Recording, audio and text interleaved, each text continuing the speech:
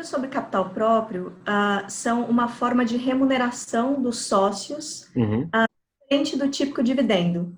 uhum, Então, o sócio, quando ele quer aportar algum recurso na empresa, ele pode fazer isso tanto na forma de capital, uhum, aí a retribuição, em geral, tende a ser por dividendo, que é isento de imposto para o sócio, quanto pode ser por juros sobre capital próprio, em que, na verdade, o sócio faz um empréstimo para a empresa e aí uhum, recebe valor que tem o tratamento tributário interno aqui no Brasil como juros. uhum. Então, ele estivesse financiando via empréstimo a empresa dele.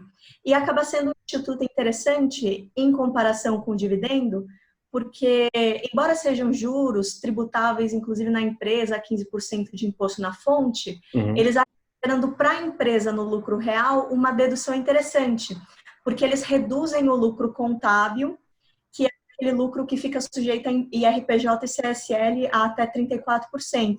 Então, se de um lado eles são tributados na fonte a 15%, eles geram uma dedução na base de cálculo sujeita a 34%. E essa diferença da dedução em 34% e a tributação de 15% é que acaba gerando um benefício tributário para a empresa que paga a JCP. E, de alguma forma, acaba gerando também uma vantagem para o sócio, né, porque o líquido que ele recebe acaba podendo ser maior do que o que ele receberia na forma de dividendo. Super interessante, Patrícia. E conta pra gente como é que a jurisprudência brasileira tem visto, tem interpretado o uso do JCP. Especificamente sobre JCP, existe uma questão que está muito na moda, que é se pode ou não o pagamento de JCP retroativo. Uhum, É a questão de, por exemplo, a empresa ter tido um resultado favorável em um ano, só que naquele mesmo ano ela não delibera, nem credita, nem paga o JCP. Então ela deixa para fazer isso em anos posteriores. Existem alguns precedentes administrativos, tanto por parte da Receita Federal como uhum, do CARF, em sentido contrário, ou seja, dizendo não é possível o pagamento de JCP retroativo, e o argumento tende a ser que o JCP tem que ser deliberado, creditado e pago no ano em que ele é gerado, é produzido, que daí seria conforme o regime de competência, né? Assim, você uhum. gera aquele resultado e deve deliberar, acreditar e pagar aquele resultado no mesmo exercício. De outro lado, o judiciário ele já tem precedentes bastante favoráveis. Então, STJ e mesmo Tribunal Regional Federal da Terceira Região, eles admitem o pagamento de JCP retroativo e o argumento é de que não existe vedação na lei e de que mais do que isso, na verdade você estaria diferindo uma dedução e, portanto, não existe um prejuízo para o fisco. Na verdade, você só estaria postergando uma dedução, então já teria antecipado imposto, inclusive que nem deveria ter sido pago, porque a dedução não foi feita no regime em que os JCP teriam sido gerados. Então, basicamente, esse é o estado da arte, né, sobre a discussão de pode ou não o pagamento de JCP retroativo.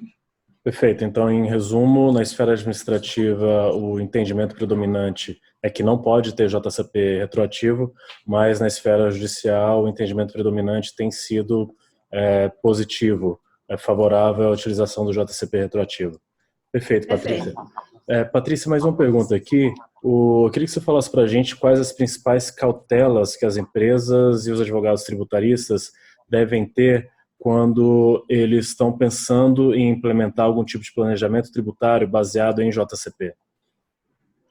São algumas cautelas, Danilo. A primeira é ter bastante atenção às condições e limites que a própria legislação prevê para que os JCP sejam pagos. Então, existe um ponto bastante interessante que é saber se, quando esses limites, essas condições não são atendidos, por exemplo, se paga JCP acima desses limites, se esse excesso ele seria JCP, se ele seria tributado como JCP, ou se não, se ele seria uma verba totalmente diferente.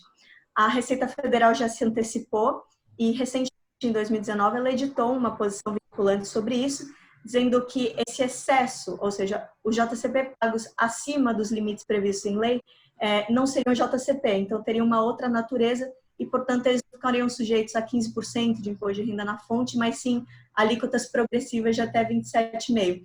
É a posição da Receita, enfim, é possível questionar esse entendimento, mas, a princípio, essa é a posição. Então, esse é um primeiro cuidado que se tem que ter, ou seja, observar com atenção os limites previstos na lei, para que, de fato, a empresa aproveite as vantagens do JCP, que são a dedutibilidade e uma retenção na fonte menor.